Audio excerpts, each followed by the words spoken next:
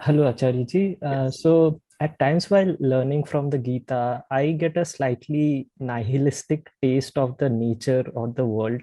And the prime example being this verse, like if everything in nature is a process or a phenomena, we cannot label phenomena as a greater phenomena or a lesser phenomena or a right phenomena or a wrong phenomena.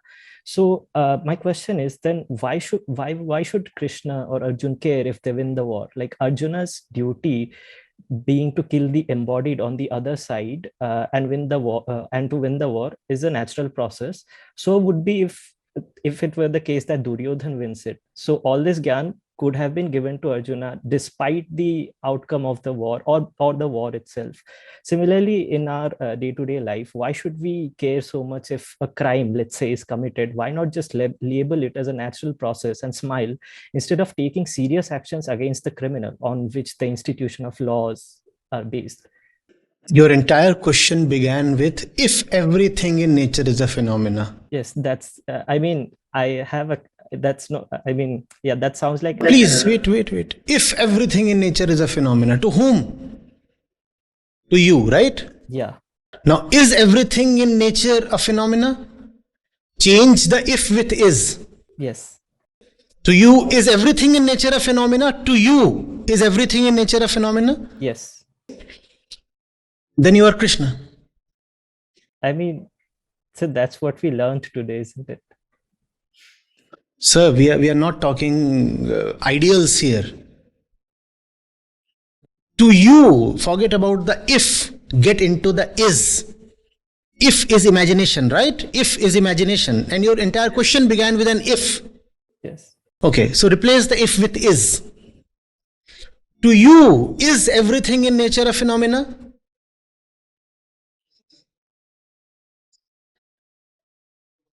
I mean, if I say no, would I be contradicting the truth? How does that matter? We are asking for the fact. When you see things, the way you lead your daily life, do you look at people as processes? No. So then the if has been answered, right? Yes. To you, stuff in the world is not phenomenal.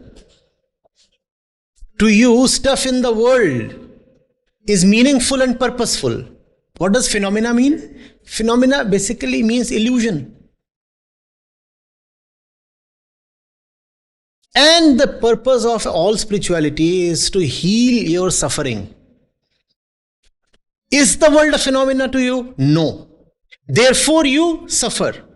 And therefore you must be shown that the world is a phenomena. Right. Right? And therefore some action has to be taken.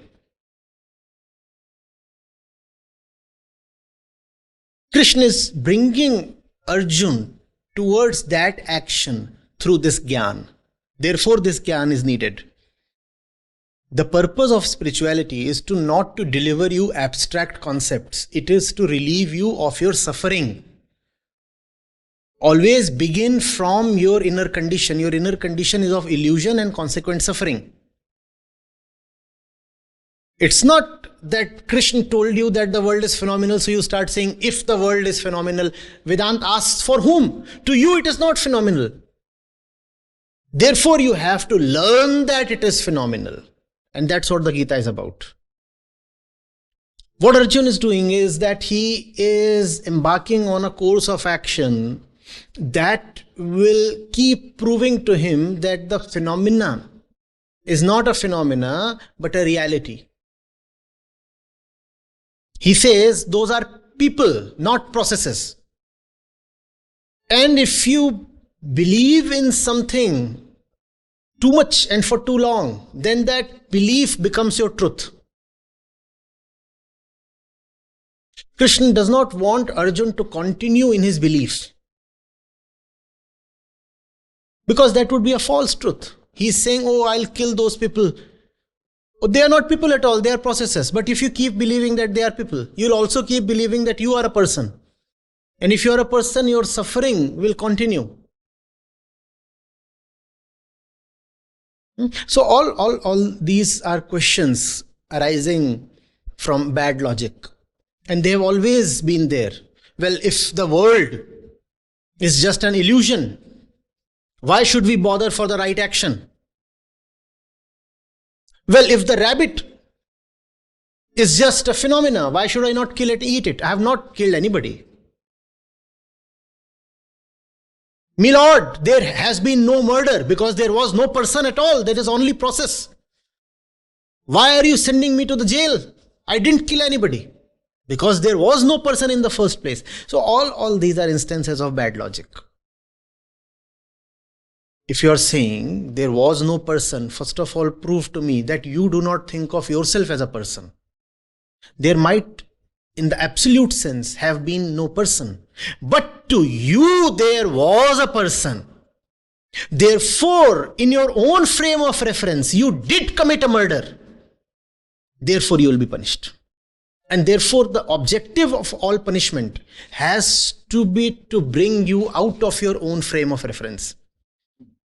That's the objective of punishment.